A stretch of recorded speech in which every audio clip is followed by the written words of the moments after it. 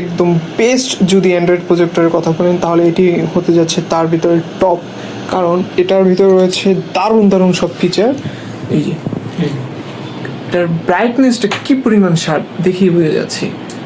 যদি একটু ফিচারগুলো দেখি, এটা কিন্তু রিমোটের সাহায্যে এবং আপনি ফোনে এটা অ্যাপ রয়েছে, অ্যাপের মাধ্যমে হচ্ছে আপনি এটা কন্ট্রোল করতে পারবেন। এই হচ্ছে অ্যাপ রিমোটের মাধ্যমে এখন কন্ট্রোল করা হবে।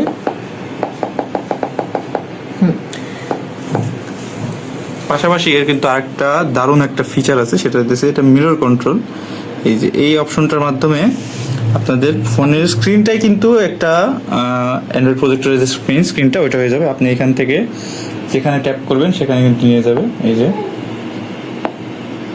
খুবই জোস একটা দাগ অপশন, কারণ অনেক সময় হয় কি রিমোট খুঁজে পাওয়া যায় না, বা ধরা যায় যে রিমোটের ব্যাটারি থাকে না, অনেক কিছু হতে পারে, তখন ফোন থেকে কন্ট্রোল করার অপশনটা কিন্তু অনেকেরই কাজে দিবে। এটা ডাইরেক্ট ফোনের স্ক্রিন থেকে আপনি কন্ট্রোল করতে পারবেন।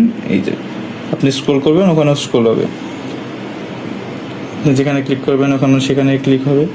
ধরুন একটা জিনিস আমরা সার্চ দিই, আমাদের যে অন্য সব প্রজেক্টরগুলো থাকে ওগুলোতে দেখা যায় যে মিরর কাস্ট নামে একটা অপশন থাকে, এটার ভিতরেও সেই অপশনটা রয়েছে। অর্ডার করুন খাবার আর ডিল নাও কোডে পেয়ে যান 100।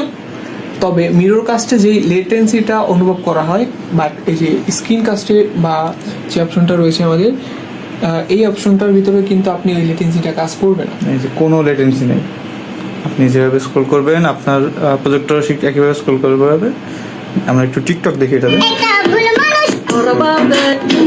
500 টাকা কোনো লেটেন্সি নেই, যতই চাপ দেন এতে এর কোনো সমস্যা হবে না।